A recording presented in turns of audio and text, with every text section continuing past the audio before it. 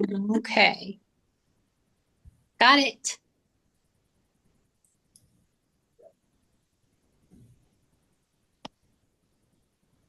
There we go. Okay, I think we're ready. All right. Okay, thank you so much, Alicia, for coming or Well, for doing this having me. Zoom with us. And I appreciate it so much. You have so much wisdom when it comes to adoption. Having four, is it four or how many? Six. So we have seven kids. Six are adopted. Six are adopted. I couldn't Mhm. remember. And Yep. at least four, right? Yeah. Adopted. Oh my goodness. So I'm just going to hand it over to you and Okay. ask some questions at the end. Okay. Yeah. Perfect. All right. Well, thank you for having me, Carolyn. I appreciate it. And I know you don't have students right now, but they'll be watching this. So hi to all the Yeah. students. And I'll miss interacting with you, but feel free to shoot any questions to Carolyn. And if she wants to shoot them to me, that would be fine. I'd be glad to try to answer those if I can. So just a little bit of my story. My husband and I both had a heart for adoption, even before we were married. The Lord, I think, just laid it on my heart at a younger age, before I was, even looking to get married. And my husband grew up with adopted siblings. So his two older siblings are adopted. His parents didn't think they could have children. And so they adopted his brother and then his sister a year later. And then 6 years later, his mom got pregnant with him. So anyway, so he just always sort of had a special place in his heart for adoption as well. So we had talked about it before we got married, and then got married, and still planned to adopt, but it was kind of one of those, on down the line, someday we may adopt. And so about 4 years into our marriage, we had our son Toby, and I, had pregnancy with him, and we gave birth to Toby, and planned to have more children through birth after that, and could not, I couldn't get pregnant again, and so we began praying and saying, okay, well, maybe the Lord's telling us that now is the time to adopt and not later. So we started looking into it, and we are on missionary support. So we did not. We didn't have the funds to be able to adopt overseas or anything like that at that point. And that at that time, that's all we really were familiar with, or a private adoption, like through an agency. And we didn't know about like the foster to adopt program, through social services and things. And so we were sort of defeated, like, well, we're never going to be able to adopt because it costs too much. And so a good friend of ours got us in touch with a relative of hers who had adopted several children, and so she got us connected, and we went through the classes and began right away. And you could just see God's hand in all of that, just the way that the classes fell. And um, that's a whole story in and of itself. But so we went into it, took the classes, and as we took the classes, we decided we were only going to adopt one. And then as we took the classes, our hearts became softened to adopting a sibling group if there was one that needed to be adopted. But we were only planning to adopt two at a time. Well, after we went through everything, they called us one day and said, I know you only said two children, but we have three little girls that need to be adopted. And we want you to think about it and decide, but we really need an answer by tomorrow. And Wow.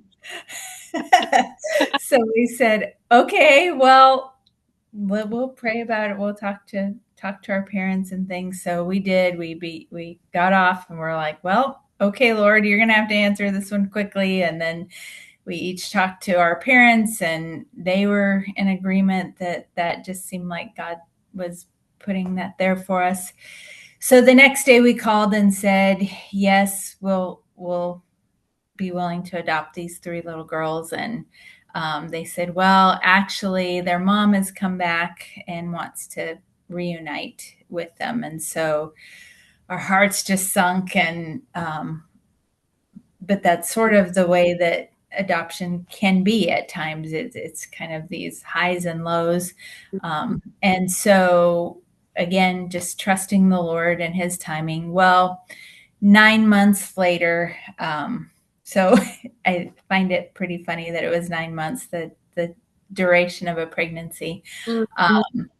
They called us back and said their mom's not going to be able to do what she needs to do to have the girls. So if you're still interested, and the Lord had kind of put some other kids in place during that time that we thought maybe, and then it would fall through. But the whole time I can say that my heart was really just still toward these girls. And we hadn't even met them. We hadn't seen a picture of them, but it was like God was already, I might cry telling you this, but God was already preparing this mama's heart for my girls. And so anyway, so after that, it was sort of a whirlwind, and things went pretty quickly. And so we brought home our three girls. Our son at that time was 4.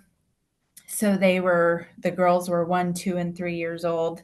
And it was chaos, and it was beautiful, and it was exciting and scary and all the things all at once. And so we were learning this adoption journey through basically trial by fire. We had learned a lot in the classes, but there were a lot of things that we weren't prepared for. One of them being the attachment issues, and I'll go into that in a little bit. But so that we were raising the 4 kids and thought that's really what our family would look like. And then when our youngest daughter was, I think, about 5 years old, then we received the news that my aunt had passed away. And it was a very sudden thing. And she had 3 boys. And at the time, they were staying with my parents, but my parents had just planned to temporarily take care of them, to help my aunt out with some things. And then she died, and it suddenly became a permanent situation. And so they were not prepared for that. So again, we sought the Lord and, okay, God, what do you want? What's our part in this? And it just really felt like God was saying, yep, I'm going to give you what you need to take in these boys. And so they, the 2 oldest are twins, and then there's one that's a year younger than the twins. And all 3 of them were older than our 4 others. So we brought them in, and so then they were all just boom, boom, boom, boom in age. So Michael is a couple of years older than Toby. So Toby went from being the only child to the oldest child to the middle child. And and then we had Michael and Ben and Tim. And so, we became a family of 9, and God just, again, continued to teach us things and stretch us and grow us. And we really learned a lot about the character of God, I think, through all of that. Just, the passages that talk about being adopted and chosen by God became very vivid to us. And so it's been again, a very beautiful journey, but also a very hard and difficult one at times too. So all 7 of the kids are out of the house now, so it's kind of strange. We Wow.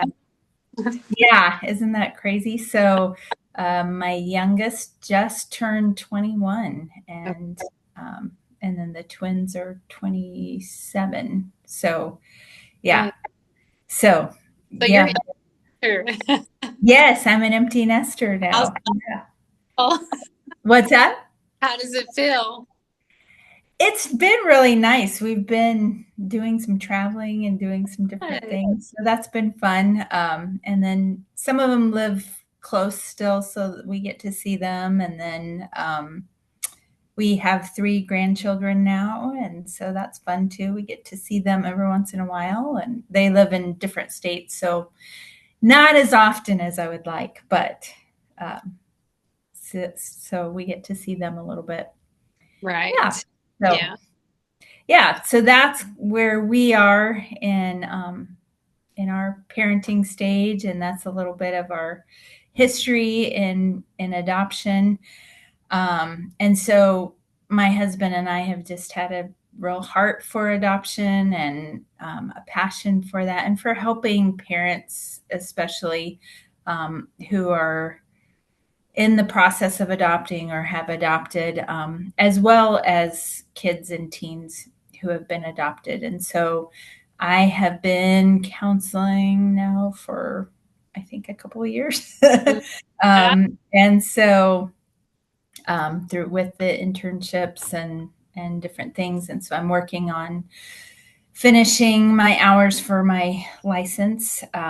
So I still probably have another year and a half or so left to do that. But anyway, so I do have some clients that are adopted kids and have sort of talked to some parents that have adopted. But actually, one of my clients also has adopted children. So I've been able to be able to use that in counseling as well, which has been a blessing. Uh, Yes. Yes, it is.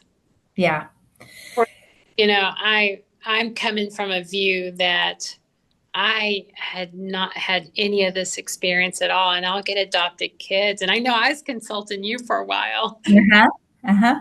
I do, when you give your like when we were doing supervision, you gave a speech, and I'm like, you're just so full of information we need, to help these kids. Yeah, Yeah. yeah, because it's a very different it's just different all the way around in parenting and how they receive information and how they process information and connect. So so really my I have my, let's see, 1, 2, 3, 4, 5 C's. My 5 C's Awesome. that I thought I would just go through to Yeah. sort of give some summary anyway, to helping those that either are in the process of adopting or children that have been adopted. I know your class is on counseling women, correct? Am I Yes. correct on that? So So, in girls, okay.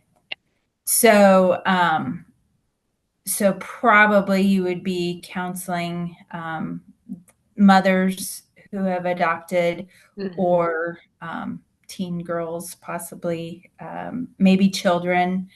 Um, what I see happen a lot of times is that issues don't start really becoming evident in until adolescence hits. And right. there's something about adolescence that really affects their brain, and we know that anyway, right, from a developmental standpoint, that in adolescence things get sort of upside down anyway, Right. as the brain is developing and hormones are changing and all of that. But for an adopted child, things get pretty crazy. And so you very like, and I've seen this in many adopted children and with adoptive families, that once adolescence hits, all kinds of behaviors start coming out: Right. lying, stealing, promiscuity. Those are pretty typical behaviors for adopted children. And Right. I think for girls, especially, the sexual aspect of things Mhm. really dominates, and phones and social media get really difficult to navigate Yeah. because they that becomes almost like a drug to them. Yes. And in itself, it is a drug. And then for our adopted, it's even more so. Yes. Um, I had an adoptive girl. She was actually from Africa, and she would hide it. She would hide Mhm. it. She would steal social, Mhm. whether at school or from a brother, from an old phone, from anything, and Yeah. lie. And they would not know for months, and then figure it out. And yeah. Yep. Mm. Yeah. I'm working with a young gal now, a teenage girl, and same scenario. Yeah. She'll get caught with the phone, and then the whole process of discipline and all of that takes place, and she's sorry about it, and Mm. then a few months later they find another phone, and it becomes very much a controlling thing for her. And we saw that with our girls too. Our boys did not struggle as much with that, but the girls really did. So Do you uh, think had a better foundation, like a caregiver that was healthy? Do you think that's one of the reasons? um, to some degree, their mom was not healthy. She had a lot of mental health issues. And so she was not very consistent in her parenting and her presence. Mhm. But they did live with my grandma also. So with their mom and my grandma was very stable. So I think that helped quite a Yeah. bit. And she's a Christian. My grandma was a Christian. And so they had that Christian value support system coming in. So even though they didn't really know a whole lot when they came to us as far as biblical foundations, um, they had the values foundations, I think, from my grandmother. Mhm. Um, but I think it seems like girls tend to struggle more with the Wondering.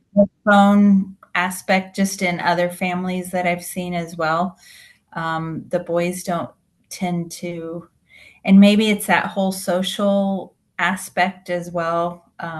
Boys tend to play video games and things like that more often on their phones. And they will do other things, obviously, but for girls, it's about that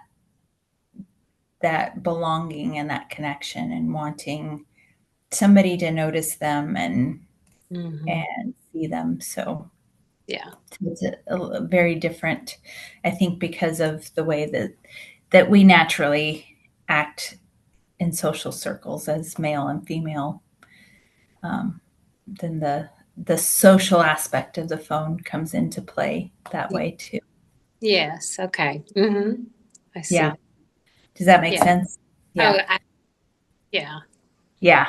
So, so the very first thing I would say is connect. Connection is the big C, I would say, in adoption, because what has happened is, have you taught much on attachment? Just a time we just skim the surface. So Okay. yeah.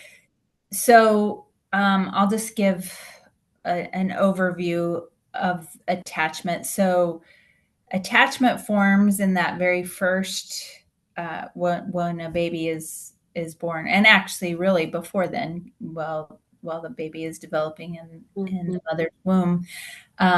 But they learn to securely attach when a parent is attuned to them. So the baby cries, mom or dad comes and picks them up and sees what their needs are and changes their diaper, feeds them, maybe just holds them and consoles them. And so every time they cry, they learn that somebody that loves them and cares about them is going to come and meet their needs. And so they form that secure attachment. For adopted children and foster children, most likely that hasn't happened because there's the reason that they need to be adopted or put in foster care is that a parent has been absent. And sometimes that's not the parents choosing, maybe they were really sick or died or something like that. And so, that attachment is not formed early in that first year. So the baby cries, maybe mom or dad never comes and picks them up, or maybe they do come, but they're angry or violent, abusive. And so they they learn that their brains are learning that um, I'm the only one that can keep myself safe. Yeah. So that's what their brain is telling them. And so Mhm. there's the four main attachment styles. There's secure, avoidant, um, uh, now I'm going blank, anxious, and then disorganized, which would be sort of a combination. Yeah. Um, I would say that disorganized attachment is often seen in adopted children, because a lot of times that's what's happening in that early first year, is that sometimes mom and dad will meet their needs and sometimes they won't. And we saw that for sure with our daughters. They their parents were there sometimes and very loving and supportive. In fact, we saw their last visit with their mom, and she was very tuned into them. Like, it was really hard to watch because you could see her love and connection to them, but at the same time, there were multiple times that she didn't care for them and take care of them. So they formed this disorganized attachment. Like, I don't know what I'm going to get. I Mhm. might get love, I might get neglect, maybe even abuse at times. And um, so the brain learns to be in fight or flight mode, in that survival mode, Mhm. most of the time. And Yeah. so what you're doing as an adoptive parent is, and even for the adopted child, is to help them connect with the adopted parent, or help the adopted parent to connect with the child. And Mhm. so it's just remembering, a lot of times just um, education is helpful to knowing why they're having those thoughts or those reactions, why they don't want to be hugged or things like that. And so to be able to help them see, your brain has been in fight or flight mode Mhm. this whole time. So to be able to work on that part, on teaching them that that's not normal, and to learn to build new neurotransmitters in their brains, and there's different things that they can do to do that. A lot of it is gratitude, asking for help from their caregivers. um, so that's one thing that I tell some of my counselees, is to write down three things that you need each day, Yeah. and then ask for help with one of those things. Yeah. I like that. Yeah, mostly from their parents if they can, because that's the connection you really want is Mm-hmm. between them and their adoptive parents. And so trust is a big issue with that. So we use the equation trust equals consistent behavior plus accountability over time. So I write it out like a mathematical equation trust equals consistent behavior plus accountability over time. And so then what I will often do is have the parents come up with the consistent behaviors they would like to see in the children, and then the children to come up with how they're going to show accountability for those behaviors, and then just to let them know that it's not going to be an overnight process, just like you said with the phone that kept getting hidden. Well, Mm. how are you going to show me that you don't have a phone? Yeah. And you've got to do that for several months before I can trust you with whatever it might be. And then to be able to give them those freedoms as they earn that trust. Mm-hmm. Um, so, um, Did you big thing. Oh, go ahead. or did you find as you worked with your girls, since they had more of the phone problem, that they actually got there? They actually gained that trust at times? Um, my youngest did. Okay. Um, and I think that largely had to do with her readiness to do counseling. My two older ones, they at times did. So we would go through periods where I think they did really well and they got it, but then they would go back to things. Yeah. Um, but our youngest one got to a point where she said, I'm tired of being, not having things right. And so she wanted to do counseling, and Mhm. we had a really good counselor that knew a lot about adopted children, and helped That's her so good. immensely. Mm. So and um, it's it's a hard thing because you'll see a lot of progress and growth, and then it might really tank, and we've seen that with our youngest one too. She's doing well now, but after she graduated, there was a decline for a while, and still she's sort of coming out of that decline, Okay.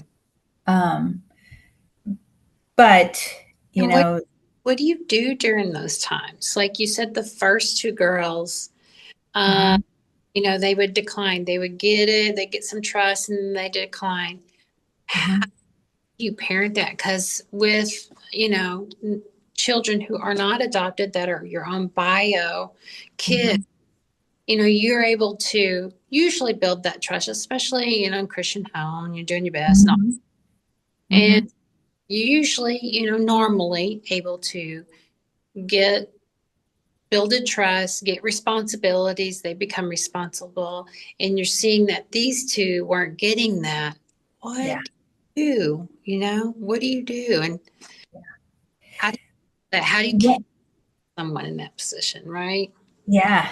And it's hard. It is so hard. But I think one of the best pieces of counsel that we got from this counselor that worked with our daughter, she said, you just want to keep the tether. And she said, think about a, a monkey on the end of a string, is how she explained it. And she said, that monkey might be bouncing all over the place and doing this and all over, but you're still holding the string. So while they're out there, and I often use a kite, I think about a kite. That kite, might Uh, dip and go up and down with the shift of the wind, um, but you're still holding on to the string. You're still staying tethered so that they know that you can take whatever they bring to you and you do it with consistency and love and just trying to stay even and not get too bent out of shape about it, which is hard to do. I mean, we did not do that perfectly by any means, but to just be consistent, which is one of the other C's, is just that consistency. Mm-hmm. We started doing something called do-overs. So when there was a behavior that we didn't approve of, now with the phones, not so much. I mean, there were other consequences to that, like, maybe they had to go confront people that they had stolen things from, or Mm-hmm. um, whatever, make some sort of restitution for that. Some of that, actually, police got involved because of the content that was put on phones and different things. So, because it was a dangerous situation, and so there were sort of some natural consequences that came with the phones. But do overs were sort of like attitude things, or um, just different things, behaviors that if it wasn't the way that we wanted them to do that, then we'd say, okay, we need to do a do over. Mm-hmm. And we'd have them restart whatever scenario that was until they could get it right. And sometimes that meant that we missed something because they weren't ready to go in time because they hadn't completed the do over Mm-hmm. right. And so that's part of that. And I think that's just sort of part of parenting to a degree too, Right. is that you have to be committed to whatever you have said, and so you have to be careful with that you know, and that's where that calmness and that consistency come in, because you don't want to give consequences that you can't follow through with, especially with adopted children, because they have to know that they can trust you. So they have to know that whatever you say, you're going to follow through with Yeah. in a loving manner. Right. It kind of reminds me of that verse, let your yeses be yes and your Mhm. no's be no. Be faithful Yes. to the word, right? Yes. Very much so. Yeah. Yeah. So, and then, um, the comfort is also a big key. Okay. And that's so in those times where things are good, and or maybe they're struggling a little bit, but Mm-hmm. you're trying to meet their emotional needs. So really, with that connect and comfort, it's sort of mimicking those first 2 years of life, because that second year of attachment is when when a child is testing boundaries. And so, the kid wants to touch the stove, and that loving parent moves them away from the stove, says, no, that's hot, that will hurt you. And so they learn that their minds have already learned that I can trust this person because they've met my needs. So if they're telling me no, I might not like it, but I can trust that. So they're still going to test the boundaries, but they're learning that boundaries can be put in place. Whereas somebody without secure attachment has a very difficult time with boundaries, because they haven't learned that from that second year of life. Um, Mm-hmm. so you're sort of mimicking those first two years of life with the comfort and the care, and just You, that connection. even if you're getting them, like you said, one was 3 years old, then Mm-hmm. teach them like really like a 2 year old, those boundary testing they do. Is that what Yes. you're at times? Yeah. Yeah. And it would be age appropriate to them. So even like our boys, as they were older, um, they didn't have a lot of boundaries, and so we had to teach them, you can't stay up till whenever you want to stay up, or there's certain things that we're not going to allow you to watch in this home, or things like that. And so just enforcing the consequences to that. Natural consequences are the best if it's possible, because they learn better from the natural consequences. Right. But Yeah, we were talking about love and logic earlier, Mhm. and I don't know if you're familiar with that curriculum of teaching or Yes. parents. Yeah. Yep. I taught a class on that actually with for children that, or parents that have children with the strong attachment needs. Okay. That is great. Yeah. So yes, some of this actually is coming from that love and logic, that those natural consequences. Mm-hmm. So not permissiveness, but effective, like choices too, because that's another part of it, is that control. They want to have control because that's what makes them feel safe and secure, because I'm the only one that can keep myself safe and secure, is what their brains are telling them. So allowing them to have as much control as you can to a degree, but also with boundaries. So learning what's mine to control as a parent and what's theirs to control. So I think sometimes, especially when those behaviors are really excessive like that, the extreme lying or the promiscuity, um, we as parents, as mothers, um, our brains tend to go to that fight or flight, right? Because we're fearing.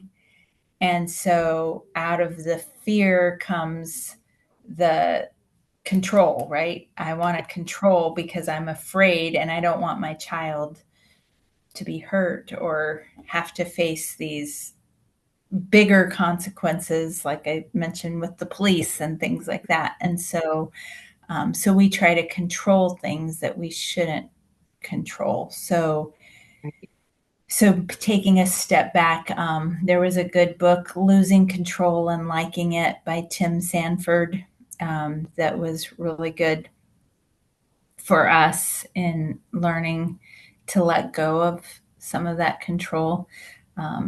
So not policing, but enforcing. So that was another great piece of advice that we were given. You don't have to be the police, so you don't have to be investigating every little thing, because that's what else you can tend to do. Because, well, if they're hiding this phone, what else are they hiding? And you can go down these huge rabbit trails, but to enforce when things are found out. So that's sort of the control piece. Um, with the comfort, it's meeting their needs as much as you can. So meeting emotional needs. Um, we would, like for some of our daughters, the weighted blanket was really comforting to them. So we bought them some weighted blankets, and would, when we could see their anxiety really growing, we might just kind of bring the blanket to them or bring them some of their favorite snacks. Not saying anything, just providing that comfort. Yeah, I like that. Yeah. And that was helpful, again, to building that connection and trust. Hmm. And I've heard you say that another time as you've been, Yeah. uh, or maybe we were on the phone or something. So Yeah. that's really a good coping for them. Yes. So Hmm. learn what comforts them, what makes them just go, ah. One of our daughters had a calming corner where she just had blankets and pillows and, like, just some quotes and things that just made her feel peaceful. The lighting. So we set up just like a little calming corner for her, and would go to that when she was feeling overwhelmed, because their brains are constantly going. And so they have to learn how to bring that peace and calm to themselves. Right. So Mm-hmm. that's your job as a parent, is to help them find that peace and calm, which means that you have to be peaceful and Right. calm too, Yeah. because that affects them, right? We comfort with the way that we've been comforted, Mm-hmm. like Yeah. Second Corinthians tells us, right? Mm-hmm. Um, Right. so, and with that, just saying as many yeses to them as you can. So, Mhm. um, sometimes you can't say yes, but if you can say yes, because they've been told no a lot, but yes responses will increase that trust, the connection, and healthy brain development. So if you're able to do that, learning their love language, all of those things are really important to that comfort and connection. Um, and then we talked about consistency, the do-overs, being firm, concise, not going on these long lectures and tangents, which we were guilty of at times. And what's happening is they're just, kids tune out anyway when you do Yeah. that. But for somebody that is in, hasn't learned those brain pathways have not been formed like they need to, what they're doing is they're filtering out anything that they don't need to survive. Mm-hmm. So there would be many times where our kids would say, "Well, you never said that. I don't remember you saying that." And we were like, "Come on. Yes, you did." And, but we learned that they probably really didn't remember that because they had filtered it out. They had just thrown it away. Like, I don't need that to survive. Right. So, so they had no clue that we had said that. So to be really concise, Mm.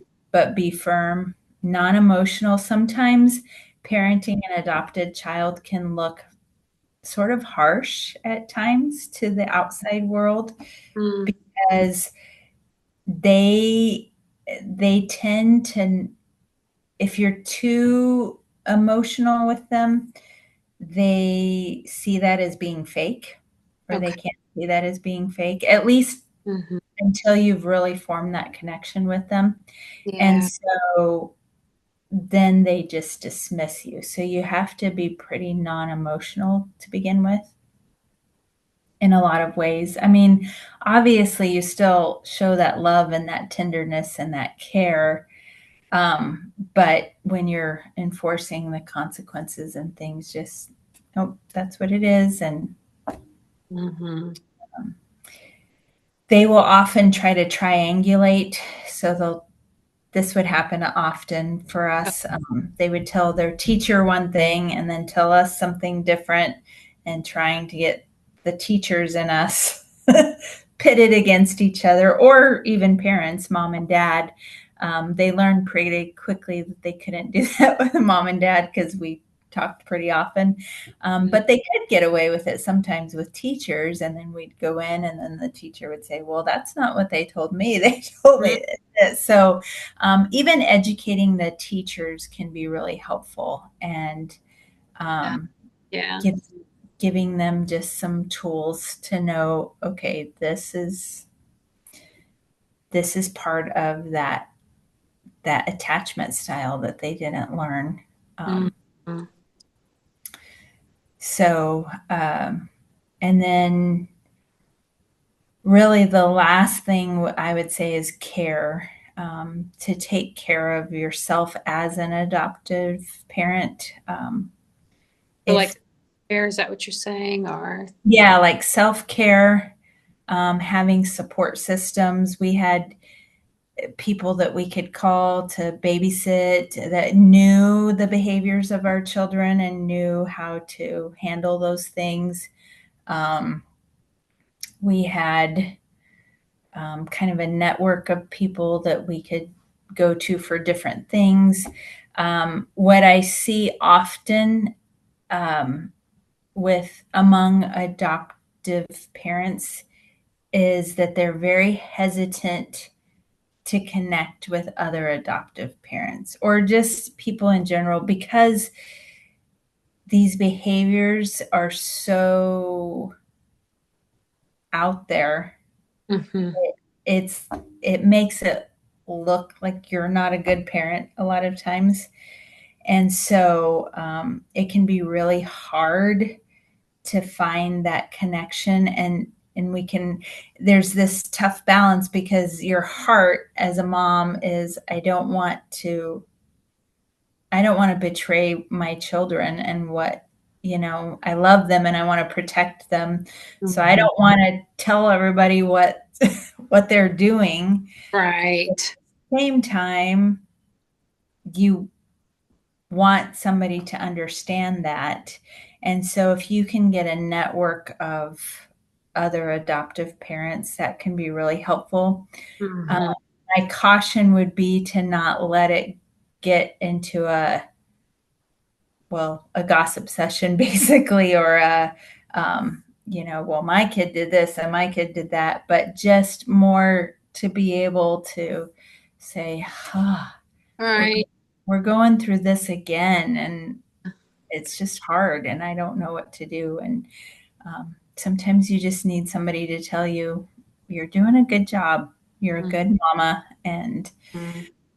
it's going to be okay. So, and then really focusing on your marriage because it can really try your marriage and take a toll on it. So, making sure you get away with your spouse, um, doing date nights, but even maybe weekend getaways because the emotional toll that it can take Hmm. on you is pretty difficult at times. So to make sure you're taking care of yourself and your marriage, so that you can take care of your family. Right. Awesome. So we've got connect, Mm-hmm. and tell me if I missed one. Comfort, Mm-hmm. control, and care. Yep. And then consistency. I don't know if I said that, but that would be like the do-overs, the Okay. Yes. firm, concise, non-emotional. So consistency, just being very consistent. Um, and you'll have to keep doing things over and over again. But if you think about it, a baby learns things through consistency, right? Or a toddler, a 1 year old, when they're going back to that light socket, Right. they Yeah. have to be removed from it several times. It has to be a consistent thing before they really get it. And so, um, Yeah. knowing that consistency is going to help them in Yeah. the long run. So I do have a couple of questions. And Okay. if you finish, Yeah. Yep. okay. I think I covered the main points anyway. Okay. So how, like, from my past experience, like they think the bio kid is the favorite kid. Mhm. Did you find that? Um, and how did you deal with it? Yes, that was difficult. And in our situation, we had one biological, and then a set of three and a set of three Yeah. siblings. So there was, it was hard because the sets of three always had their people, so to speak, and Hmm. then biological was just him, and so that was difficult. What we tried to do is just be consistent all the way through. So there were some things that we knew our biological child could handle. Like he probably could have had a phone at 16. We didn't allow our kids to have phones till they could buy their own, Okay. um, is what we did. Mm-hmm. And most of them couldn't do it until after they were 18. Well, yeah, I think all but one. Now, our biological son could have at 16 because he had worked and saved money. Mhm. And I think he would have been pretty responsible with it. Mhm.